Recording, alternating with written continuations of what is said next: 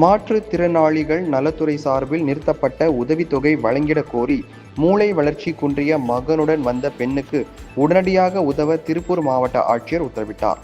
திருப்பூர் புதிய பேருந்து நிலையம் பகுதியை சேர்ந்தவர் செல்வி. இவரது மகன் காளீஸ்வரன் பிறவிலேயே மூளை வளர்ச்சி குன்றியவர். எனவே செல்வி வேலைக்கு செல்லாமல் காளீஸ்வரனை கவனித்துக் கொண்டே பெட்டிக்கடை வைத்து வாழ்க்கை நடத்தி வருகின்றார். கடந்த 10 வருடங்களுக்கு மேலாக காளீஸ்வரனுக்கு மாற்றுத்திறனாளிகள் நலத்துறை சார்பில் உதவித்தொகை வழங்கப்பட்டு வந்த நிலையில் அண்மையில் திடீரென உதவித்தொகை வழங்குவது நிறுத்தப்பட்டதாக கூறப்படுகின்றது.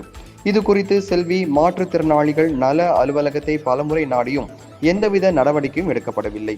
இதையடுத்து தனது மகனுடன் மாவட்ட ஆட்சியர் அலுவலகம் வந்த செல்வி அவரிடம் தனது மகனது நிலைமை குறித்து எடுத்துரைத்து மனுவையும் அளித்தார். இது தொடர்பாக மாற்றுத்திறனாளிகள் நல அலுவலர்களிடம் பேசிய ஆட்சியர் உடனே உரிய நடவடிக்கை எடுத்து ஒரு வாரத்துக்குள் அவர்களுக்கு உதவித்தொகை கிடைக்க ஆவண செய்ய வேண்டும் என உத்தரவிட்டார்.